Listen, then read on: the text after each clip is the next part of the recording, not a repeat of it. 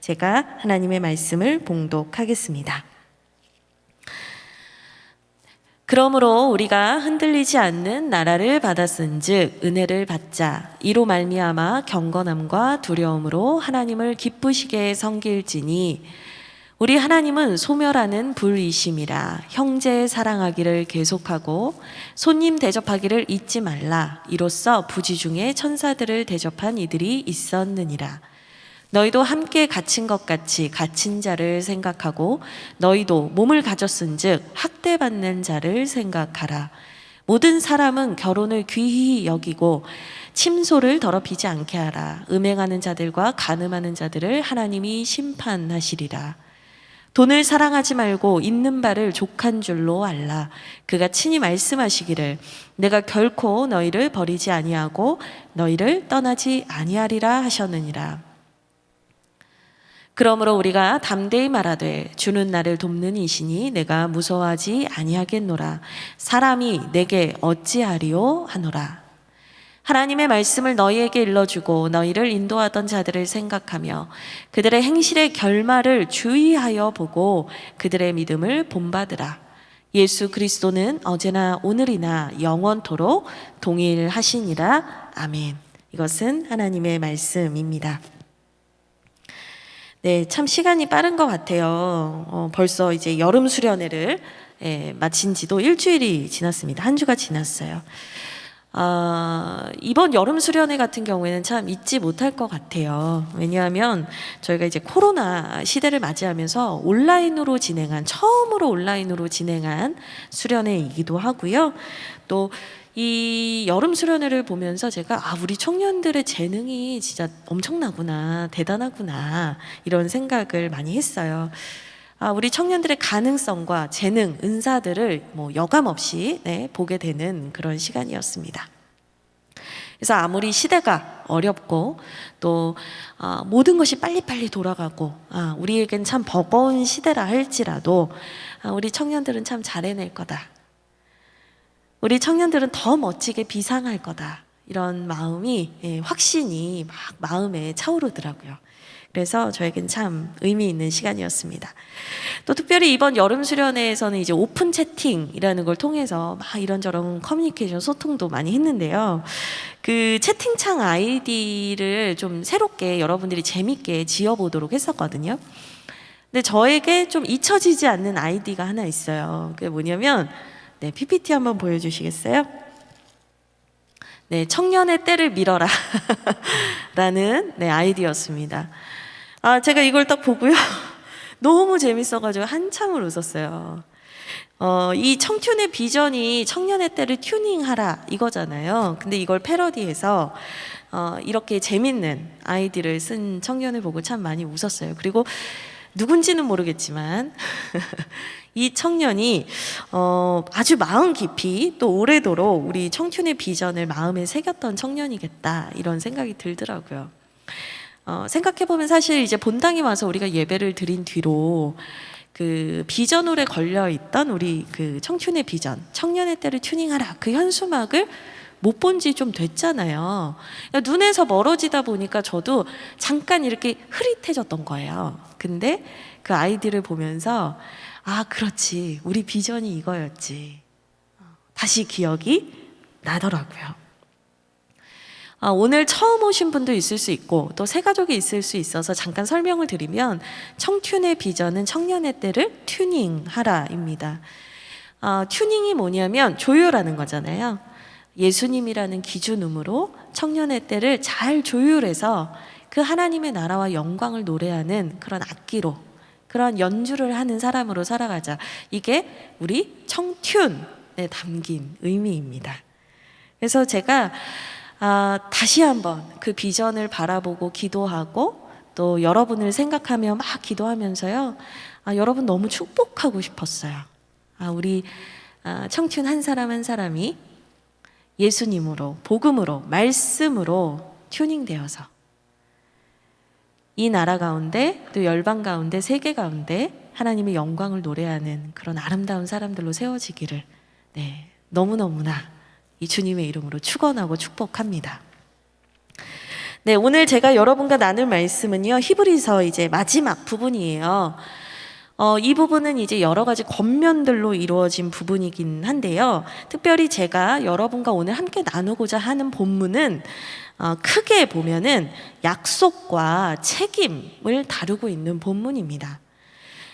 우리가 이제 예수 그리스도가 누군지 알게 됐고, 그 예수 그리스도의 은혜로 말미암아 하나님께 나아가 예배할 수 있는 은혜를 입은 자들이잖아요.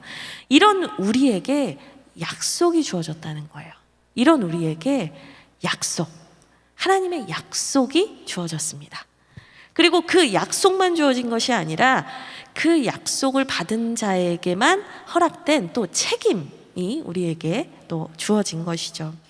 그래서 오늘 본문 28절을 제가 다시 한번 읽어드리도록 하겠습니다. 그러므로 우리가 흔들리지 않는 나라를 받았은즉 은혜를 받자. 이로 말미암아 경건함과 두려움으로 하나님을 기쁘시게 섬길지니. 아멘. 이 28절에 그 하나님이 주시는 약속과 책임이 다 녹여져 있거든요. 제가 좀 보시기 편하도록 붉은색과 초록색으로 글자를 나눠왔는데, 이 붉은색이 뭐냐? 약속에 대한 겁니다. 약속. 이제는 예수 그리스도로 말미암아 하나님을 만나고 하나님께 나아갈 수 있는 사람에게 주시는 약속이 뭐냐면 흔들리지 않는 나라를 우리에게 반드시 주신다는 거예요. 이 흔들리지 않는 나라는 뭐냐면 영원한 하나님의 나라입니다. 변치 않는 하나님의 나라입니다. 변하지도 않고 끝도 없는 놀라운 하나님의 은혜와 사랑이 충만하게 흘러 넘치는 영원한 하나님의 나라. 우리는 그 하나님의 나라를 보증받았습니다. 약속받았습니다. 우리는 그 하나님의 나라를 바라보면서 가는 순례의 여정을 걸어가는 사람들인 거죠. 그래서 이 흔들리지 않은 나라를 받은 우리에게 또한 그에 마땅하게 그 하나님의 백성, 하나님의 자녀답게 우리에게도 이 땅에서 살아가면서 우리에게 주어진 책임이 있다는 거예요. 그 책임이 바로 하반절입니다. 네. 이 하반절, 은혜를 받자라고 시작이 되는데요. 이 은혜를 받자라는 표현이 좀 어색하죠. 사실은 헬라어 원문의 의미를 좀 따져보면 어떤 의미냐면 감사히 여기자입니다. 한글 번역보다 감사히 여기자가 좀 더 이해가 되실 거예요. 제가 감사히 여기자라고 넣어서 한번 읽어볼게요. 그러므로 우리가 흔들리지 않는 나라를 받았은즉 감사히 여기며 이로 말미암아 경건함과 두려움으로 하나님을 기쁘시게 섬기자. 사실은 이런 의미라는 거예요. 그래서 여기서 원하는 핵심이 뭐냐? 우리에게 요청하시는 책임이 뭐냐라면 그것은 우리가 영원한 나라, 천국 소망, 하나님의 영원한 기업을 받은 사람들이니만큼 그에 맞게 감사함으로 두려움과 경건함으로 하나님을 기쁘시게 하는 일에 우리의 모든 것을 쏟아내자. 이렇게 오늘 성경은 얘기하고 있는 것이죠. 우리는 응당 그 하나님의 은혜에 감사하며 살아야 합니다. 이제는 나를 위해서 사는 것이 아닙니다. 사실 우리 죄로 인해서 죽을 수밖에 없었잖아요. 그런데 우리가 구원의 은혜를 받았습니다. 우리는 이제 나를 위해 사는 게 아니에요. 이제는 나를 위하여서 우리에게 은혜를 베푸신 그 하나님을 위하여서 살아야 되는 거예요. 그 하나님을 기쁘시게 하는 삶을 사는 것이 우리의 마땅한 책임입니다. 복음에 합당한 삶을 사는 것이 우리에게 주어진 책임이라는 거예요. 그렇다면 여러분, 하나님을 가장 기쁘시게 하는 섬김은 뭘까요? 하나님을 가장 기쁘시게 하는 섬김은 뭘까? 우리가 가장 그 자리에 맞는 합당한 자로 살아가는 모습은 뭘까? 여러분, 그것은요, 히브리서 전체가 말하고 있는 것인데, 첫째로 그것은 바로 하나님께 온 마음을 다하여서 예배하는 것입니다. 예수 그리스도의 십자가 보혈 공로를 힘입어서 회개하고 나아가서 그 아버지 품 안에서 뛰어놀며 그분의 말씀 안에서 하나님과 깊이 만나고 교제하고 하나님의 뜻으로 내 마음을 채워가고 그 하나님이 기뻐하시는 삶의 선택들을 해나가는 거, 그게 바로 예배잖아요. 우리 하나님께서 기뻐하시는 것은 바로 예배입니다. 여러분, 좀 좀 대단한 거 얘기하실 줄 알았는데 그냥 고작 그거면 되나요? 이러는 질문이 드실지도 모르겠어요. 거대한 업적, 하나님께서 우리에게 그걸 요청하시는 게 아니죠. 하나님께서 우리에게 요청하시는 것은 정말 온 마음과 뜻과 힘을 다하여 하나님을 사랑하고 하나님께 온 마음을 다해서 예배하는 것입니다. 그냥 형식적으로 또 일주일이 됐네? 시간 빨리 간다. 예배 오는 것이 아니라요. 정말 하나님을 만나기를 갈망하며 그 하나님과 교제하기를 갈망하며 내 전 존재를 드리는 예배, 그 예배 가운데 나오는 것, 여러분 그것이 하나님께서 가장 기뻐하시는 것이에요. 우리가 영과 진리로 진실한 예배를 드릴 때 하나님은 가장 기뻐하십니다. 예전에 예배를 아주 소중히 여겼던 한 목사님의 이야기를 들은 적이 있어요. 이 목사님은 정말 예배를 너무나 목숨처럼 여기셨거든요. 예배를 너무너무 사랑하시고 소중히 여기셨어요. 그래서 어떤 분이 이제 물어보셨대요. 목사님 왜 이렇게 예배를 소중하게 여기시는 거예요? 뭐 어떤 계기가 있으셨어요? 이렇게 여쭤본 거죠.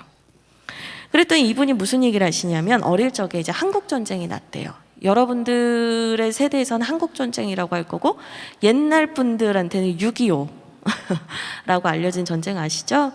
네. 그 한국 전쟁이 난 거예요, 어릴 적에.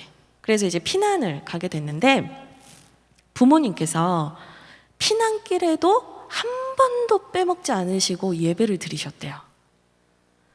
여러분 생각해 보세요. 짐을 이고 지고 예전은 뭐 지금은 뭐 버튼 하나 누르면 핵폭탄 터져서 뭐 전쟁이 끝나고 뭐 시작되고 뭐 이런 시대지만 옛날에는 뭐 정말 육탄전이 오가고 총탄이 오가는 그런 좀 치열한 전쟁이 있던 시대잖아요. 그 시대 때 피난을 가면서도 부모님께서 단 한 번도 예배를 쉬지 않으셨다는 거예요. 생사가 걸린 상황 속에서도 예배하는 부모님을 보았대요. 그리고 그 부모님과 예배하면서 그 전쟁통에 살아계신 하나님을 만났다는 것입니다. 내가 하나님을 예배를 통해서 깊이 경험하고 만나고 나니 이 예배가 하나님께 얼마나 귀한 것인가, 하나님은 이것을 얼마나 기뻐하시는가, 예배가 얼마나 신앙에서 중요한가, 이거를 뭐 누가 뭐 지식으로 설명해 주지 않아도 너무나 절절하게 깨달을 수 있었다라는 것이죠. 그래서 이분은 목사여서가 아니라 한 명의 그리스도인으로서 평생 예배를 참 소중히 여기셨다고 합니다. 이 목사님 누구시냐면 지금은 돌아가시고 안 계신 온누리교회 하용조 목사님 이야기입니다. 네. 여러분 뭐 그때는 한국 전쟁이 터졌어요. 네. 근데 지금은 보이지 않는 전쟁이 있어요.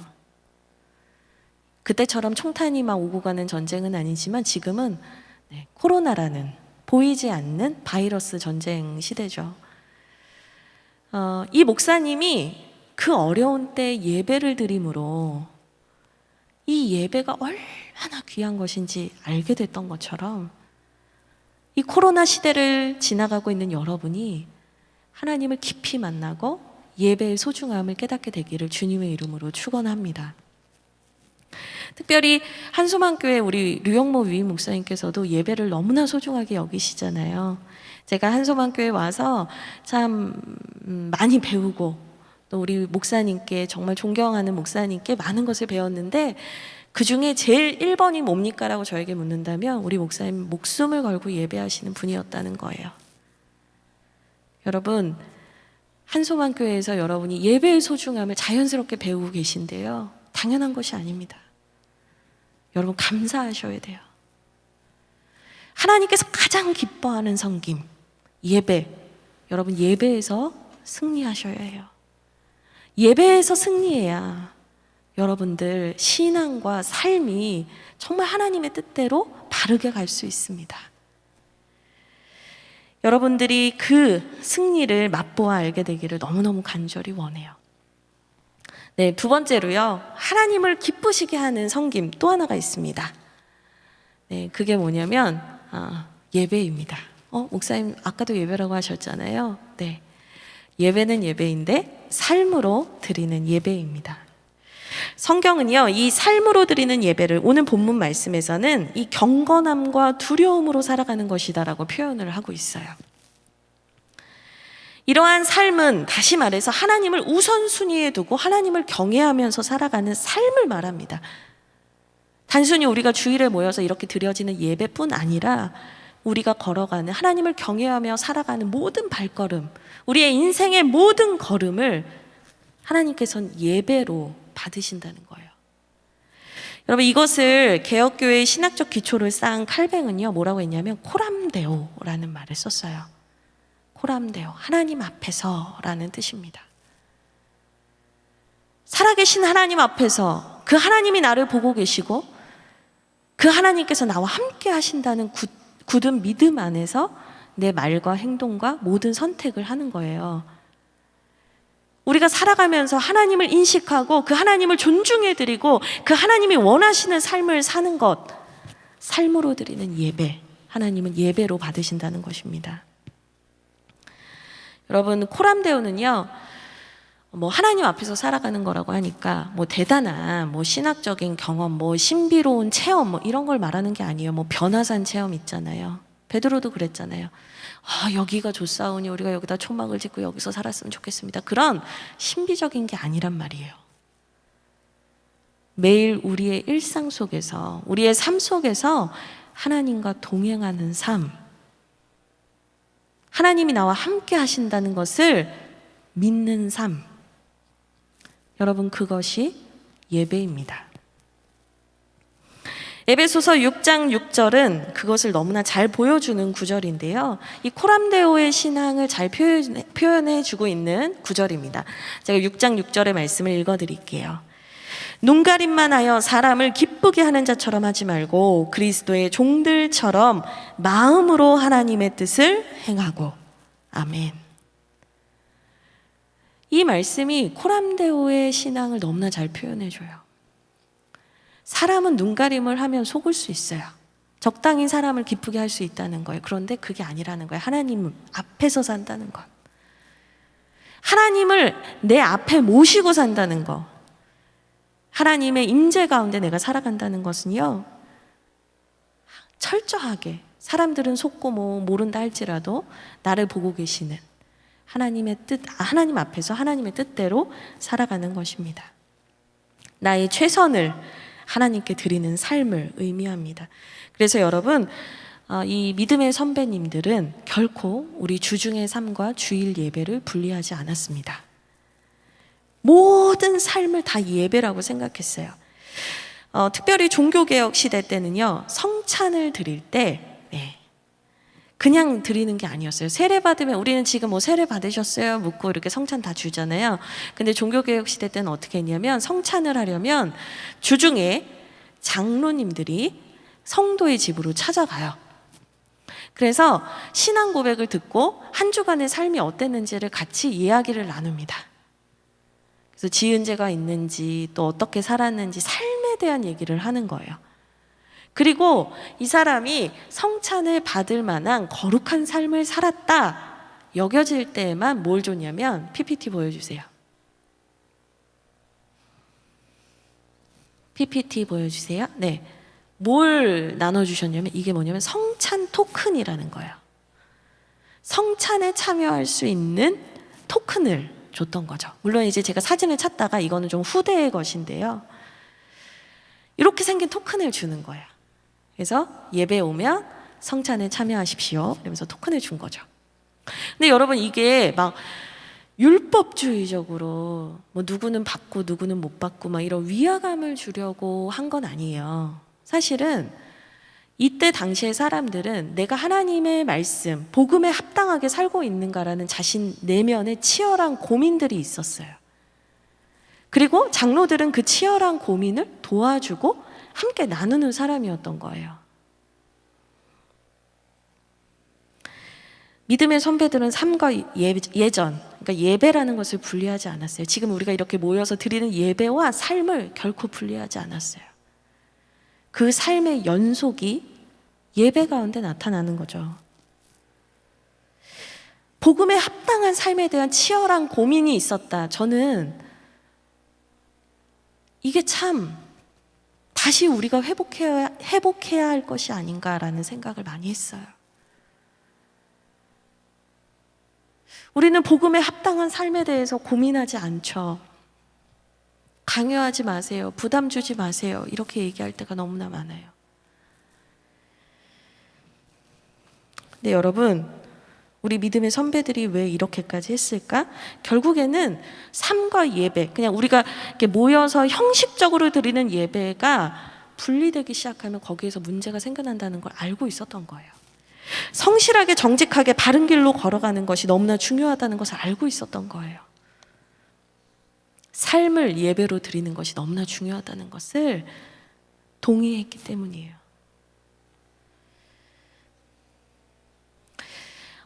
요즘 세대를 보면 부담스러운 것을 참 싫어하는 것 같아요. 강요하지 마세요. 아까도 제가 말했지만 강요하지 마세요. 부담 주지 마세요. 이런 얘기들을 합니다. 근데 여러분, 자유는 원하는데 책임은 없는 것은 방종입니다. 예를 들어볼까요? 어떤 자리가 있고 어떤 역할이 있다면 그 사람에게는 거룩한 책임, 거룩한 부담감이라는 게 반드시 있어요. 부모님을 생각해 볼까요? 부모님이 만약에 거룩한 부담감, 거룩한 책임이 없다면 어떨까요? 자녀를 그냥 방치하고 유기하겠죠. 교사가 거룩한 부담, 거룩한 책임이 없다면 어떨까요? 목사가 거룩한 부담, 거룩한 책임이 없다면 어떨까요? 단순히 교사, 목사, 이런 것만 얘기하는 게 아니고요. 우리 모두에게도 사실은 그리스도인이라는 하나님의 은혜로 받은 새로운 정체성과 직분이 있잖아요. 세대는 말하죠. 이 세대는 말해요. 부담스러운 거 싫다고, 거추장스러운 거 싫다고. 그냥 내가 하고 싶은 것만 하겠다고. 근데 여러분, 거룩한 부담을 가지시기 바랍니다. 하나님께서 우리를 구원하셔서 우리의 생명을 살리셔서 우리에게 참 자유를 주신 것은 방종을 합리화하라고 주신 것이 아닙니다. 하나님께서 우리에게 자유를 주신 이유는요, 사랑하라고, 섬기라고, 나누라고 주신 것입니다. 오늘날은요, 계속 자꾸 편한 서비스 받는 느낌의 신앙생활을 그렇게 해도 된다고 말해줄 때가 많아요. 여러분, 그렇지 않아요. 신앙생활은 서비스가 아니에요.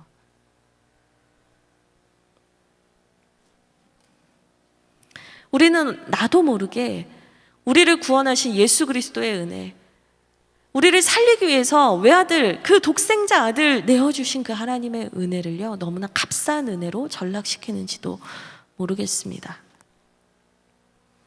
이 값싼 은혜라는 단어는 선한 능력으로라는 찬양 아시죠? 그 찬양을 지은 보네퍼 목사님이 쓴 용어예요.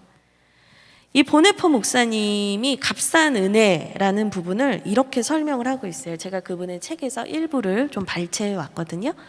네, PPT를 하나 넘겨주시겠어요? 제가 읽어드릴게요. 값싼 은혜는 우리 교회의 치명적인 적이다. 오늘 우리의 싸움은 값비싼 은혜를 얻기 위한 싸움이다. 값싼 은혜는 싸구려 은혜, 헐값의 용서, 헐값의 위로, 헐값의 성만찬이다. 죄를 뉘우치지 않고 죄에서 벗어나기를 바라지도 않으면서 세상은 자신의 죄를 감싸줄 값싼 커버를 값싼 은혜에서 얻는다. 값싼 은혜는 하나님의 생생한 말씀을 부정하고 죄인을 의롭다고 하는 것이 아니라 죄를 의롭다고 하는 것이다. 은혜가 홀로 모든 것을 알아서 처리해 줄 테니 모든 것이 캐캐묵은 상태로 있어도 된다는 것이다. 값싼 은혜는 우리가 스스로 취한 은혜에 불과하다. 싸구려 은혜는 그리스도를 본받음이 없는 은혜, 십자가 없는 은혜, 살아계신 예수 그리스도, 곧 사람이 되신 예수 그리스도를 무시하는 은혜에 불과하다. 이렇게 설명을 하고 있거든요.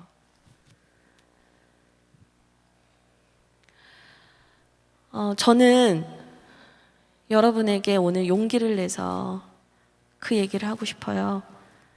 여러분, 거룩한 부담감을 가지십시오. 부담감은 싫고 나쁜 게 아닙니다. 우리가 그리스도인이므로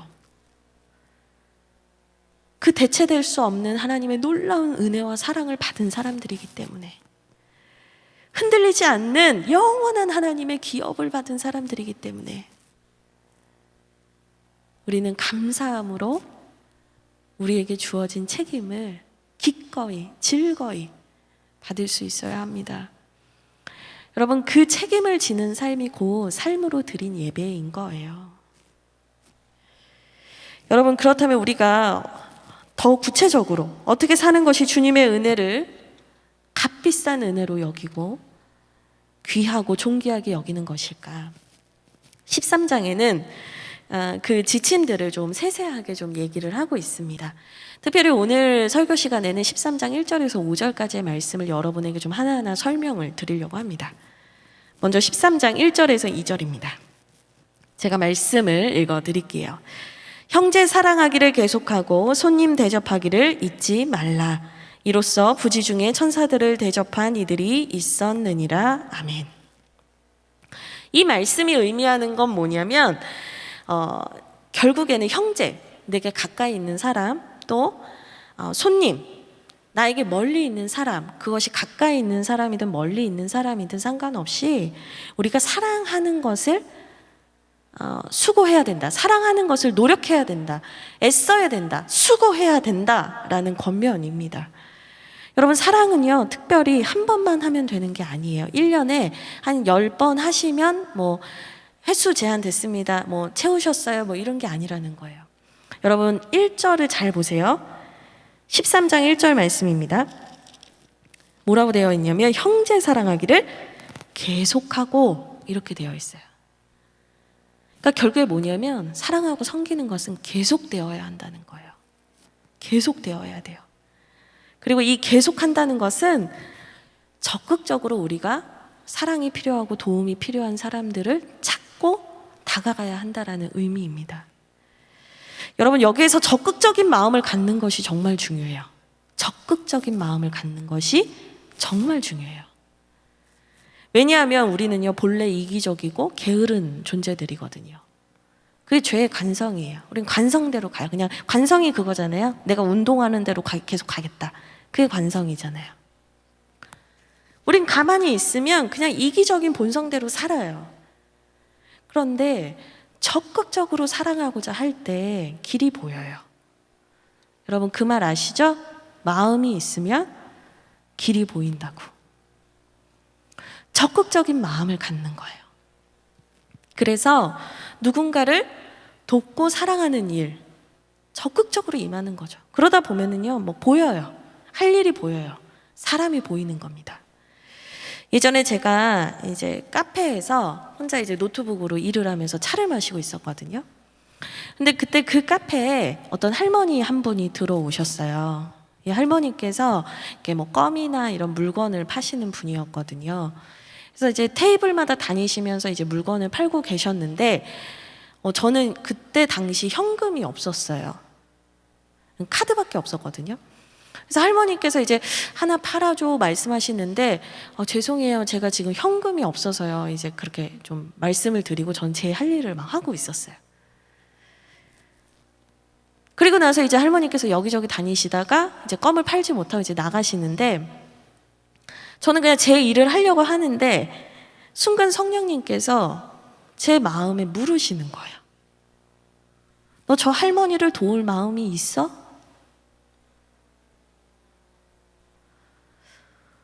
그래서 제가 당황했어요. 어떻게 해야 되지? 그래서 제가 가지고 있는 건 카드밖에 없었잖아요. 처음에는 난 현금이 없으니까 저 할머니를 도와드릴 수 없어, 이렇게 그냥 빨리 포기해 버렸었는데, 그 성령님의 울림을 딱 듣는 순간 제가 가만히 있다가 나가시려는 할머니를 이렇게 잡았어요. 그리고 뭐라 말씀드렸냐면, 할머니, 혹시 제가 차랑 빵을 좀 대접을 하고 싶은데 괜찮으시냐고 이렇게 여쭤봤거든요. 제가 현금은 없는데 카드가 있거든요. 이렇게 얘기를 드렸어요. 그랬더니 할머니께서 너무 좋아하시는 거예요. 왜냐하면 그때 겨울이었고 할머니께서 저한테 뭐라고 하시냐면 사실 배가 고프셨다는 거예요.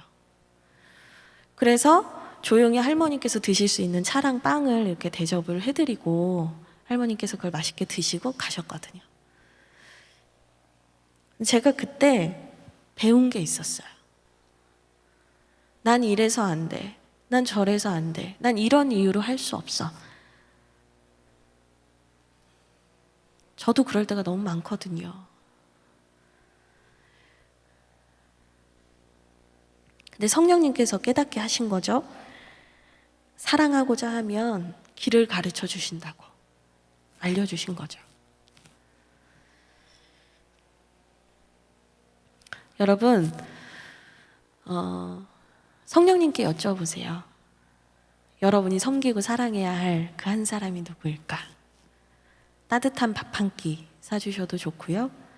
차 한 잔 대접해도 참 좋습니다. 중요한 것은 여러분이 적극적인 마음. 정말 하나님 앞에서 내가 받은 은혜를 기억하며 내가 누군가를 사랑하고자 하는가. 그 적극적인 마음이 있느냐. 이것이 중요한 거죠. 네, 다음은 히브리서 13장 3절에서 5절까지의 말씀도 좀 살펴볼게요. 제가 성경을 읽겠습니다. 너희도 함께 갇힌 것 같이 갇힌 자를 생각하고 너희 몸을 가졌은즉 학대받는 자를 생각하라. 모든 사람은 결혼을 귀히 여기고 침소를 더럽히지 않게 하라. 음행하는 자들과 간음하는 자들을 하나님이 심판하시리라. 돈을 사랑하지 말고 있는 바를 족한 줄로 알라. 그가 친히 말씀하시기를 내가 결코 너희를 버리지 아니하고 너희를 떠나지 아니하리라 하셨느니라. 아멘. 네, 이제 이어지는 말씀은 우리가 삶으로 드리는 예배를 위해, 삶의 예배를 위해서 조심해야 할 것을 열거하고 있어요. 1절과 2절이 적극적으로 우리가 행해야 될 것에 대해서 말을 하고 있다면 3절과 5절은 우리가 사랑하지 말아야 될 대상에 대해서, 조심해야 될 것에 대해서 말을 하고 있는 거예요. 사실 이 3절, 4절, 5절 요걸 딱 보면은 사실은 이것이 그때 1세기 상황에서만 적용되는 얘기가 아니에요. 너무나 시대를 초월해서 보편적으로 우리가 조심하고 고민해야 되는 얘기들이거든요. 우리가 시대를 막론하고 조심해야 할 3가지 주제를 다루고 있어요. 첫 번째가 뭐냐면 힘에 대한 거예요. 3절. 4절은 뭐예요? 성에 대한 거예요. 5절은 뭐예요? 돈에 대한 거예요. 그래서 제가 이 말씀을 묵상하다가 갑자기 책 한 권이 생각이 났어요. 뭐냐면 리처드 포스터라는 분이 쓴 신앙 서적계의 고전 오브 고전 여러분이 꼭 읽어보셨으면 하는 고전, 바로 돈, 섹스, 권력이라는 책이에요. 이 책이 거의 30년이 넘었을 거예요, 아마 제 기억으로. 제가 이 책이 딱 떠오르더라고요. 이 책이 말하는 건 뭐냐면 인간을 무너지게 하는 3가지 이슈가 있는데 그게 돈에 대한 문제, 섹스에 대한 문제, 성에 대한 문제, 권력에 대한 문제라는 거예요. 근데 이 3가지가 그냥 존재 자체로 악하냐, 그게 아니에요. 이것은 누가 어떻게 쓰느냐에 따라서 좋은 것이 될 수도 있고 악한 것이 될 수도 있어요. 약이 될 수도 있고 독이 될 수도 있다는 거예요. 그래서 이 3가지 주제를 크리스찬이 어떻게 이해하고 바라봐야 하는가를 다룬 책이 저 책이거든요. 근데 히브리서 말씀을 보는데 3절, 4절, 5절이 딱 저 내용인 거예요. 어떻게 보면 이 3개의 구절을 책 한 권으로 만든 게 저 책이다, 이런 생각이 들더라고요. 여러분 한번 꼭 기회 되시면 읽어보세요. 그래서 먼저 3절, 힘에 대한, 권력에 대한 얘기예요. 이게 왜 권력에 대한 얘기인가? 보면은 이 3절은 표면적으로 학대받는 자를 생각하라, 갇힌 자를 너희가 생각해라, 학대받는 자에 대해서 너희가 생각해야 된다, 이 얘기거든요. 그러니까 성경학자들은 뭐라고 하냐면 이 당시 상황이 1세기 때 교회에서 예수님을 믿고 예배를 하면 잡혀갔어요. 그래서 감옥에 갇히고 고문도 당하고 막 이랬었거든요. 그래서 여기서 갇힌 자는 다른 사람이 아니라 교회를 위해서 예배하고 예수님을 믿다가 잡혀가서 핍박받는 사람들을 말하는 것이다, 이렇게 얘기하는 분들도 있어요. 저는 그게 틀렸다고 생각하진 않아요. 그러나 단순히 그것만을 말하는 건 아닐 거예요. 성경 전체의 맥락과 역사적인 측면을 고려했을 때 여러분, 하나님께서 애굽에서 종살이하던 이스라엘 백성들에게 누누이 하셨던 말씀이 있어요. 뭐냐면 너희는 너희가 종되었던 때를 기억해라. 너희가 종으로 살았던 때를 기억해라. 그러므로 너희가 이제는 애굽에서 자유인이 됐으나 너희도 종되었던 그때를 기억해서 나그네들과 약한 사람들에게 선대해라. 하나님 누누이 말씀하셨어요. 늘. 그렇게 볼 때 단순히 교회에 이제 신앙생활하다가 핍박받는 사람들만을 얘기하는 건 아니라고 저는 봐요. 결국에 이 말씀이 말하는 것은 뭐냐면 우리가 연약한 자들, 약자들을 돌보고 사랑해야 한다는 하나님의 가르침인 거죠. 이건 다시 말하면 뭐냐면 굴림하고 억압하는, 반대로 약자를 보호하라는 말의 반대는 굴림하고 억압하는 인간의 힘의 본성을 삼가 조심하라는 말씀이기도 합니다. 권력욕을 조심하라는 거예요. 힘으로 누르려고 하는 것을 조심하라는 거예요. 나보다 약한 사람을 억압하고 그들의 것을 빼앗는데 힘을 써서는 안 된다라고 말씀하는 거예요. 여러분, 하나님은 고아와 가부의 하나님이십니다. 하나님은 연약한 자들의 하나님이십니다. 그래서 우리가 하나님을 경외한다면, 우리가 삶으로 하나님께 예배하는 사람들이라면 우리는 연약한 자들의 친구가 되어 주어야 해요. 최근에 이제 아프가니스탄 상황을 여러분 보시잖아요. 지구 반대편 나랑 상관없는 사람들의 일이라고 여러분 여기고 계십니까? 사실 우리 몇십 년 전에 우리나라가 그런 상황이었어요.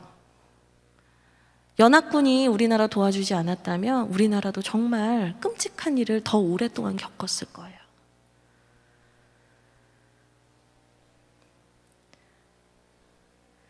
총과 폭탄을 가지고 있는 사람들이 민간인들을 억압하고 괴롭히잖아요. 여러분, 그런 것을 보면서 우리나라에서 당장 나에게 닥친 일이 아니니 나는 상관없다라고 우리가 살고 있다면 여러분, 우리 돌아봐야 돼요. 우리의 신앙이 얼마나 개인주의적인가 돌아봐야 합니다. 여러분이 할 수 있는 일, 그들을 위해서 구호 물품을 보낼 수도 있고 기도할 수 있어요. 또 아프가니스탄 멀리 갈 것도 없어요. 여러분의 주변에 여러분이 돕고 섬길 수 있는 분들을 찾을 수 있습니다.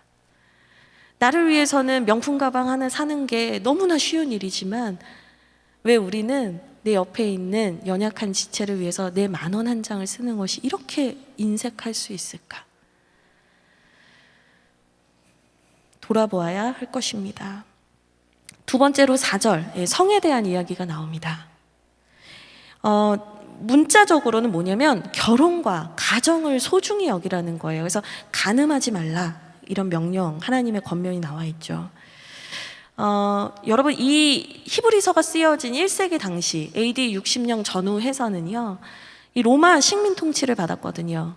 근데 1세기 그레코 로만 시대의 그 성문화는 어땠냐면 문란하기 그지 없었어요. 그래서 그 1세기 상황을 다루고 있는 역사서들을 보면 무슨 얘기를 하냐면 로마의, 그러니까 광장에 매일 아침이 되면 유기된 어린아이들의 시체가 이제 널브러져 있는 거예요. 그냥 광장에 버리고 가요. 그 아이들 시체 썩는 냄새가 너무나 막 머리가 아플 정도였다라는 기록들이 있어요. 성적으로 너무나 문란한 거예요. 부부가 있고 결혼을 했지만 내 쾌락을 위해서 사는 게 뭐 법적으로도 허용이 되고 너무나 자유로웠던 시대였거든요. 또 당시에는 이거에 이제 완전히 반대급부가 나와요. 그래서 금욕적인, 아예 이런 거는 죄악시해야 된다, 나쁜 거다, 이렇게 여기는 사람들도 있었어요. 그러나 여러분, 성은 나쁜 건 아니거든요. 하나님께서 남녀가 가정을 이루도록 하셨고 합법적인 울타리 안에서 서로를 사랑하는 것, 하나님이 허락하신 그 성 안에서 생명을 잉태하는 것, 가정을 이루는 것, 하나님께서 주신 선물이에요. 근데 그것이 시대 상황에서는 너무나 음란하고 쾌락의 문화로만 흘러갔어요. 그러나 그리스도인에게 그것은 쾌락의 문화가 아니라 하나님께서 주신 선물이었다는 거죠. 그래서 우리는 세상 사람들은 성을 어떻게 바라보고 어떻게 즐기든지 간에 우리는 삶으로 예배를 드리는 사람답게 우리는 가정을 소중히 여기고 결혼을 소중히 여겨야 되고 하나님이 허락하신 그 안에서 우리의 성을 누려야 한다. 예, 그리스도인들은 그렇게 이해했습니다. 또 이것은 시대를 막론하고 오늘 우리에게도 동일한 하나님의 가르침이에요. 마지막으로 5절은 돈에 대한 이야기를 합니다. 분명하게 말씀하시죠. 5절을 보면 돈을 사랑하지 말라 말씀하십니다. 있는 바를 족한 줄로 알라 이렇게 얘기하세요. 여러분 사실 돈 자체는 인격이 아니잖아요. 돈 자체가 나쁜 건 아니에요. 권력도 그렇고 성도 그래요. 돈, 권력, 힘 다 그래요. 성도 그래요. 누가 어떻게 쓰느냐에 따라 다릅니다. 근데 여기에서 이제 돈에 대한 얘기를 하는 건 뭐냐면 하나님보다 돈을 더 사랑하게 되는 게 문제다 이 얘기를 하시는 거예요. 우리의 삶이 돈을 따라가면요 쾌락과 욕심을 추구하는 삶으로 살아갈 수 있어요. 여러분 특별히 5절의 헬라어 원문으로 보면 어떻게 나와 있냐면 돈을 사랑하지 말라. 지금 한글 성경에는 이렇게만 나와 있지만 원문을 보면 너희의 생활 방식이 라이프 스타일이 돈을 사랑하지 않도록 조심하라 이렇게 나와 있어요. 우리의 시간 사용과 돈의 사용이 밀접하게 연결이 되어 있는 거예요. 그 사람의 시간 사용을 보면 그 사람이 돈을 어떻게 대하고 있는지가 나온다는 거예요. 성경은 분명히 얘기합니다. 있는 바를 족한 줄로 알라. 그리고 그 돈이 너의 주인이 되지 말게 하라는 거예요. 주인이 되게 해서는 안 된다는 거예요. 너의 삶의 주인은 너의 삶이 예배가 되려면 너의 삶의 주인은 하나님 한 분뿐이어야 한다라고 말하고 있습니다. 여러분 이러한 생활 방식, 하나님 중심의 생활 방식을 갖기 위해서는요 우리가 반드시 취해야 될 것이 있어요. 그게 뭐냐? 제가 방금도 말씀드렸지만 자족하는 마음이에요. 여러분 우리가 자족하지 못하면 만족하지 못하면 계속 다른 사람 옆에 있는 사람과 비교하면서 원망하고 불평하고 불안해지기 시작해요. 제가 옆에 자족 옆에 불안을 써놨는데요. 만족하지 못하고 감사하지 못하면 불안이 우리의 마음을 치고 들어옵니다. 요즘에 이 새로운 신조어가 있죠? 벼락거지. 제가 뉴스를 보다가 봤어요. 여러분 벼락거지라는 단어 아세요? 집값이 너무나 슉슉슉슉 오르니까 내가 열심히 월급을 벌어서는 집을 사기는커녕 나는 날로 거지가 된다 이런 의미로 쓰더라고요. 여러분 주변에서 하는 말들을 들으면 여러분 두려울 때 있으시잖아요. 나 이렇게 살아도 되나? 이러다 나 벼락거지 되는 거 아닌가? 두려울 때가 있단 말이에요. 하루에도 몇 번씩 여러분의 마음을 어렵게 하는 일들이 있을 거예요. 그러나 여러분 제가 오늘 말씀을 다시 한번 읽어드리겠습니다. 5절 말씀입니다. 그가 친히 말씀하시기를 내가 결코 너희를 버리지 아니하고 너희를 떠나지 아니하리라. 돈을 사랑하지 말라는 말씀 뒤에 뭐라고 하시냐면요. 내가 너희를 절대 버리지 않을 거야. 내가 너희를 진짜 그냥 홀로 두지 않을 거야. 이 말이 뭐예요? 내가 니네 인생 책임질 거야. 그러니까 돈 따라가며 살지 말고 내 중심의 신앙을 굳게 잡아. 근데 이게 1세기 때 쓰여졌던 서신서인데 2021년 오늘 우리에게도 왜 이렇게 와 닿는 말씀일까요? 힘에 대해서, 성에 대해서, 돈에 대해서. 우리 하나님은 삶으로 드리는 예배 가운데 이 세 가지 우리가 삼가 조심해야 한다라고 분명히 말씀하고 계십니다. 여러분 루터는 이런 얘기를 했어요. 우리에게는 그리스도인에게는 세 가지 측면의 회심이 필요하다. 하나는 지식, 하나님을 아는 지식에서의 회심이 필요하고, 두 번째는 우리의 마음의 회심, 우리의 감정의 회심이 필요하고, 세 번째는 우리의 지갑의 회심이 필요하다고 얘기했어요. 단순히 막 돈을 모으고 내가 집을 사고 부자가 되는 게 중요한 게 아니라요, 주님께서 우리에게 묻는 건 뭐냐면 그 돈을 모으는 것보다 네가 그 돈을 어떻게 써야 하는가에 대해서 고민해라, 이 말씀을 하는 거거든요.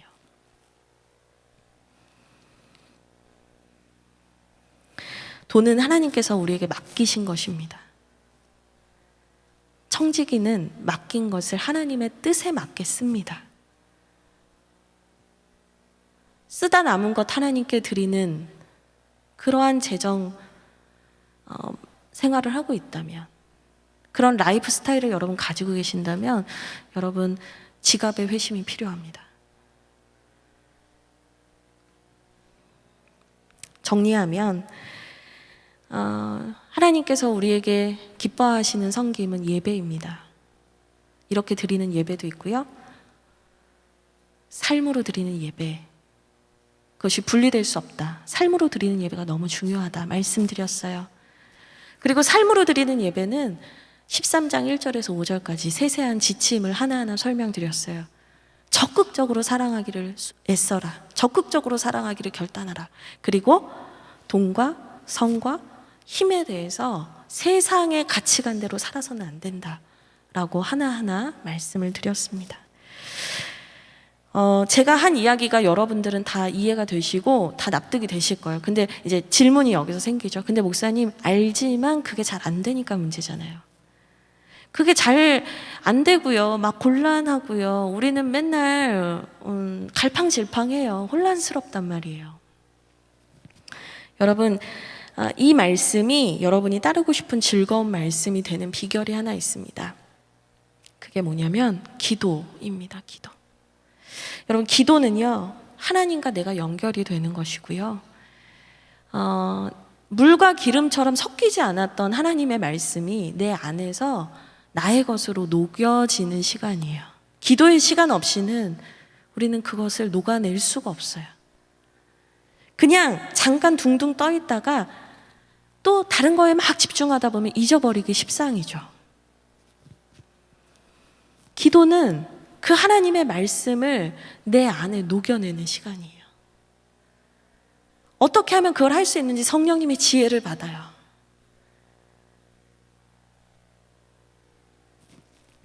분별하게 하십니다. 선택하게 하십니다. 우리에게 용기를 주십니다. 지난주에는 제가 말씀에 대한 강조를 한참 했는데요, 결국에는 제가 여러분께 드리고 싶은 신앙의 핵심은 뭐냐? 말씀과 기도예요. 요령은 없어요. 제가 요즘에 목이랑 어깨 여기가 너무 아파가지고 이제 병원을 가서 치료를 받고 있는데, 제가 척추가 이렇게 무너져가지고 계속 이제 그 근육을 막 자세를 바르게 하고 막 이런 막 치료를 받는데 너무 아프거든요. 이게 무너진 거를, 흐트러진 걸 다시 바르게 하는 데는 진짜 아프더라고요. 더 아프더라고요. 근데 그 저를 치료해 주시는 선생님이 저한테 무슨 얘기를 하셨냐면, 이제 제가 요즘에 그분을 이렇게 전도하고 있어요. 그래가지고 제가 목사님인 걸 알고, 네, 이제 막 이렇게 이런저런 얘기를 많이 하는데, 그분이 저한테 딱 하는 얘기가 뭐냐면, 목사님이 배에다 힘을 주고 복식 호흡을 안 해서 배가 근력이 없으니까 이렇게 무너져가지고 목이 이렇게 나오고, 약간 막 이렇게 제 자세를 흉내내는데 막 좀비 같더라고요. 제가 이러고 다녀요? 막 이랬는데, 핵심이 뭐냐면 이 배 중심 코어 근육이 없으니까 와르르 무너진다는 거예요. 그래서 제가 치료의 방법으로 요즘에 뭐 하는 줄 아세요? 숨쉬기 운동이에요. 이 횡격막을 늘리는 숨쉬기 운동을 해요. 그게 치료래요. 여러분, 영적인 것도 똑같단 말이에요.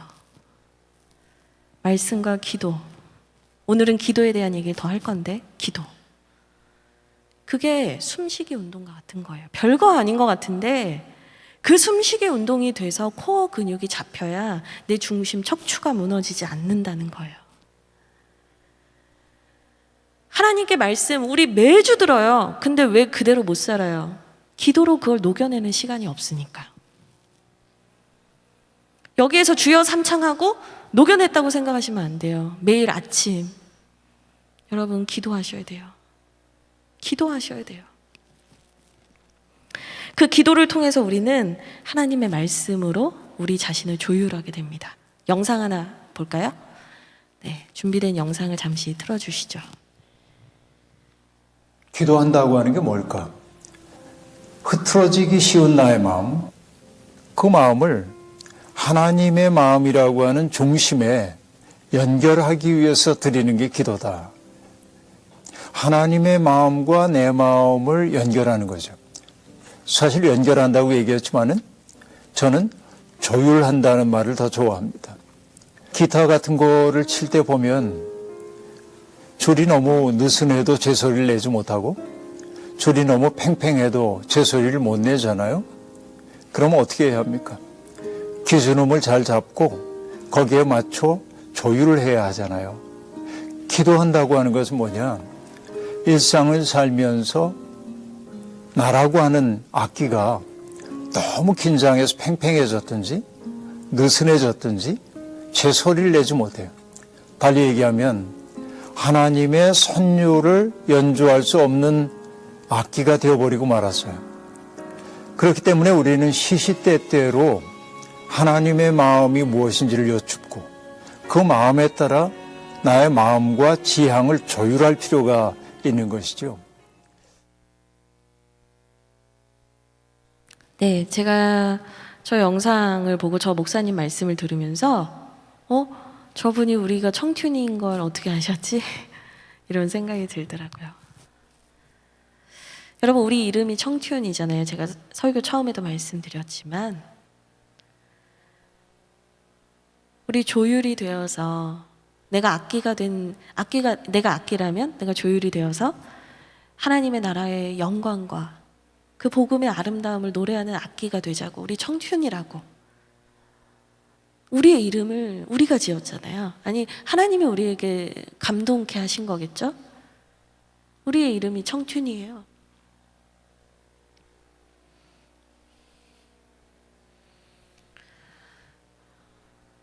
삶으로 드리는 예배, 우리의 삶으로 연주하는 예배. 여러분, 우리 조율이 다시 되어야겠죠? 늘어졌다면, 팽팽해졌다면 걱정하지 마세요. 다시 조율하면 되죠. 기도로. 조율하면 돼요. 걱정하지 마세요. 몇 번을 더 할 거예요, 그렇게. 아니, 수십 번, 수백 번 더 할 거예요. 근데 중요한 건 그렇게 조율해 가면서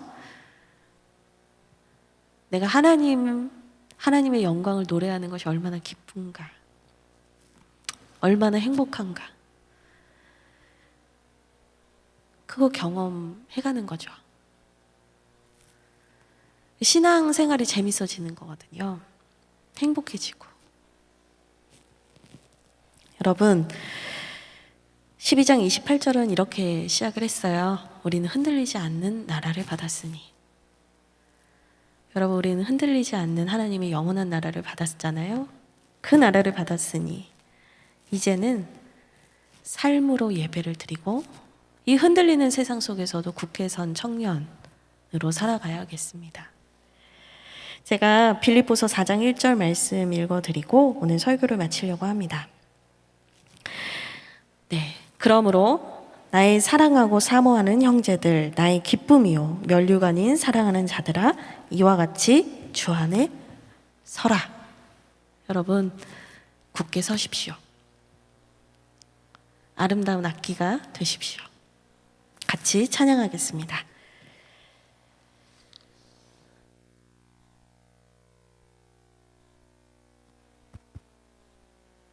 네, 조금 시간이 흘렀지만 그래도 오늘 좀 같이 찬양하고 좀 기도하고요.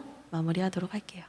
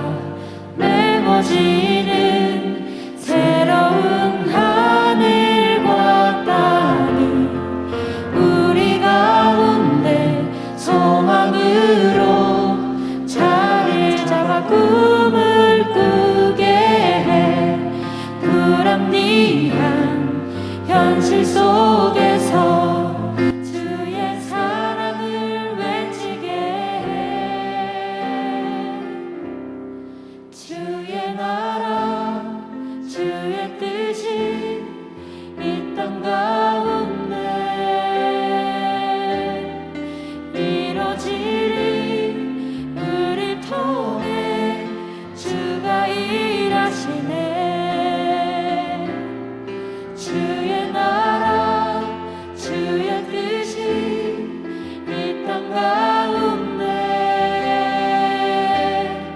이루어지리. 우릴 통해 주가 일하시네. 높은 산들이 낮아지고 험한 길이 평탄해지고 골짜기가 메워지는 새로운 하늘과 땅이 우리 가운데 소망으로 자리 잡아 꿈을 꾸게 해. 불합리한 현실 속에서 주의 사랑을 외치게 해. 주의 나라 주의 뜻이 이 땅 가운데 이루어지리. 우릴 통해 주가 일하시네. 주의 나라 주의 뜻이 이 땅 가운데 이루어지리. 우릴 통해 주가 일하시네. 주의 나라 주의 뜻이 이 땅 가운데 이루어지리. 우릴 통해 주가 일하시네. 주의 나라 주의 뜻이 이 땅 가운데 이루어지리. 우릴 통해 주가 일하시네.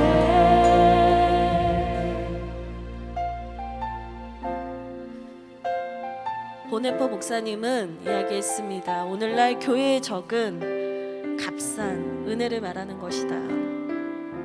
여러분, 우리는 갚을 수 없는 은혜를 받았습니다. 여러분, 우리는요 영원한 하나님의 나라를 받았습니다. 우리는 예수 그리스도로 말미암아 하나님의 자녀가 되는 권세를 얻었습니다. 이 은혜를 받고도 우리가 복음에 합당한 삶을 고민하지 않는다면, 복음에 합당한 삶을 치열하게 살아내려고 몸부림치지 않는다면, 엎드려서 기도하지 않는다면, 성령님의 도우심을 구하지 않는다면 우리는 그 주님의 은혜를 값싼 은혜로 전락시키는 것입니다. 이 시간 기도하기 원합니다. 여러분이 그 주님의 은혜를 값싼 은혜로 전락시켰던 여러분의 패턴들, 생활 습관들, 삶의 모습들, 이 시간 주의 보혈로 회개하며 나아가겠습니다. 그리고 이제는 우리가 주님의 은혜에 합당한, 그 복음에 합당한 주님의 자녀로 살게 하여 주시옵소서. 우리에게 새로운 삶에 대한 갈망을 부어주시옵소서. 우리가 땅의 것을 보고 사는 것이 아니라 위의 것을 보며 살아가는 사람이 되게 하여 주시옵소서. 우리 것을 위해서 주여 한번 부르며 기도하겠습니다. 기도합니다. 주여, 하나님 감사합니다.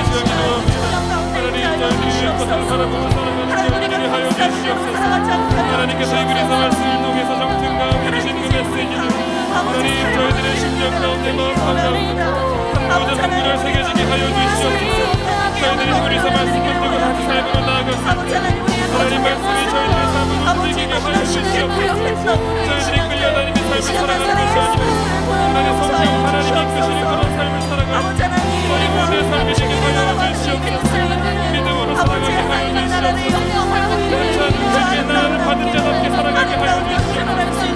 하나님 불평하시고 세월이 지나가면 하나님 쓰러진 것들 그것들 붙들고 살아가는 것이 아니라 그것이 마치 하나님 사는 것처럼 붙들고 살아가는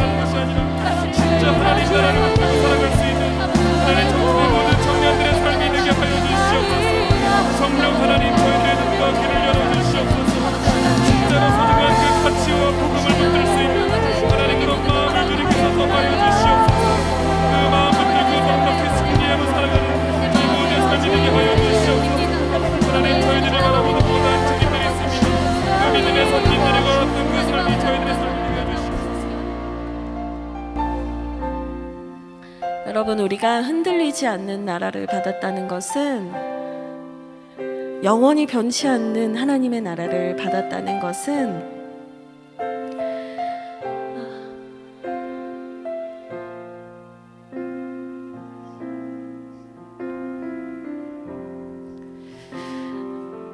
우리를 향하신 하나님의 은혜가 영원하다는 것을 의미합니다. 하나님은 여러분들을 결코 버리시거나 포기하지 않으십니다. 여러분을 통해서 하나님의 나라와 뜻이 이루어지기를 너무나 기대하고 고대하고 계십니다. 우리는 청춘입니다. 우리는 그 하나님의 아름다움을 노래하는 악기로 서야 합니다. 하나님께서 그렇게 하실 거예요. 두려워하지 마십시오. 죄책감에 눌리지도 마십시오. 겸손을 가장한 죄책감, 교만에 여러분을 가두지 마십시오. 여러분이 지금 해야 할 것은 은혜를 구하는 것입니다. 하나님의 은혜를 구하는 것입니다. 하나님, 저를 도와주십시오. 제가 그 하나님이 기뻐하시는 삶을 살게 해주십시오. 여러분을 붙들고 늘어지는 죄가 있다면 그 죄를 하나님의 은혜로 끊어달라고 간구하십시오. 우리 하나님의 팔이 짧아 구원하지 못하심이 아닙니다. 하나님은 우리가 구하길 원하십니다. 이 시간 마지막으로 한 번 더 기도할 텐데요, 기도할 때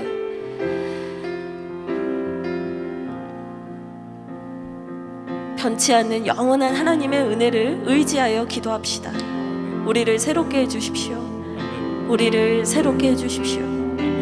우리 이 시간 같이 주여 한번 부르고 기도하며 나아가겠습니다. 기도합니다. 주여. 하나님 아버지, 제가 기도합니다. 하나님, 변치 않는 주님의 나라를 받은 자답게 살아가는 저희들 되게 하여 주시옵소서. 하나님, 이 세상을 통치하는 그 원리에 따라 살아가는 것이 아니라 하나님 나라의 통치에 따라 살아가는 저희들의 삶이 되게 하여 주시옵소서. 하나님, 저희들의 삶을 주님께서 세밀하게 붙들어 주시옵소서. 하나님, 저희들의 삶을 기초로 쌓아 주신 말씀과 기도가 되게 하여 주시옵소서. 우리들이 받은 말씀이 이상하게 소멸되는 것이 아니라 삶 가운데 붙들고 살아갈 수 있는 영적인 긍정을 저희들에게 허락하여 주시옵소서. 흔들리는 세상 가운데 같이 흔들리는 삶을 살아가는 것이 아니라 넘어지지 않게 주시옵소서. 주님의 강한 팔로 붙들어 주시옵소서. 하나님의 청년들이 한국교회의 미래의 희망입니다. 하나님, 청년들을 붙들어 주시옵소서. 아버지, 청년들의 믿음을 더 강화하여 주시옵소서. 하나님, 청년들의 마음을 하나님 나라의 영광을 보여주시옵소서. 하나님의 나라의 하나님의 거룩한 아버지, 세계의 하나님 가운데 원하옵니다. 하나님의 말씀을 한국에 사라지지 않게 하시고 저희들의 삶 가운데 하나님 없는 것들이 저희들의 삶의 기준이 되게 하여 주시옵소서. 연약한 저희들의 삶을 주님께서 붙들어 주시옵소서. 성령 하나님께서 저희들의 삶을 주장하여 주시옵소서.